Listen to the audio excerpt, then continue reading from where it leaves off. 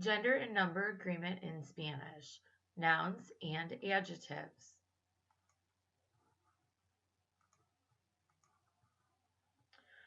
Gender agreement refers to whether a noun is masculine or feminine. Nouns that are masculine typically end in the letter O.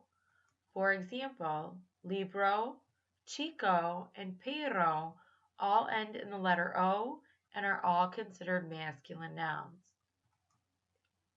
Nouns that are feminine typically end in the letter A. For example, pluma, chica, and mesa all end in the letter A and are considered feminine nouns. For nouns that end in any other letter, you must look at the article to determine the noun's gender. For example, una clase and la educación are both considered feminine nouns.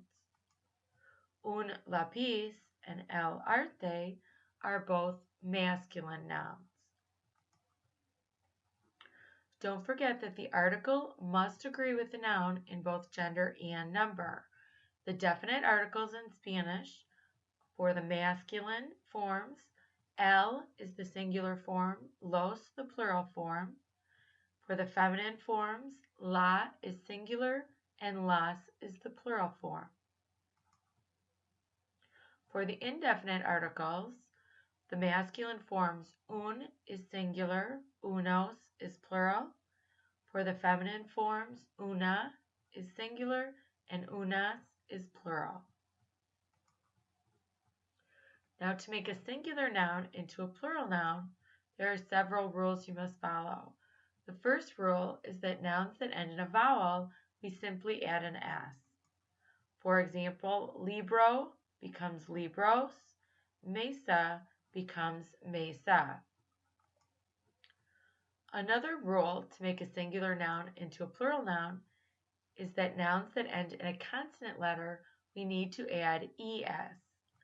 For example, reloj becomes relojes. Cartel becomes carteles. The last rule to make a singular noun into a plural noun is if a noun that ends in the letter Z, we change the Z to a C and add es. For example, lápiz becomes lápices. We change the Z into a C to help with pronunciation. Now, adjectives must also agree with the noun it describes. For example, if a noun is masculine, the adjective must be in the masculine form. For example, el libro rojo. Notice that all of the ending letters end in O. Adjectives must also agree with the noun it describes in the feminine form. If a noun is feminine, the adjective must also be feminine. For example, la mesa roja. Notice that all the words agree and they all end in the letter A.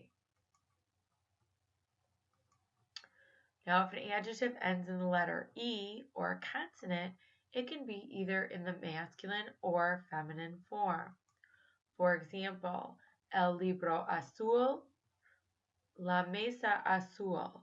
Azul, without changes, can be masculine or feminine. El libro verde, la mesa verde. Notice that verde can be in either form. Now, adjectives must agree with the noun it describes. If a noun is singular, the adjective must also be singular. For example, el lápiz azul. If a noun is plural, the adjective must also be in the plural form. For example, los lápices azules.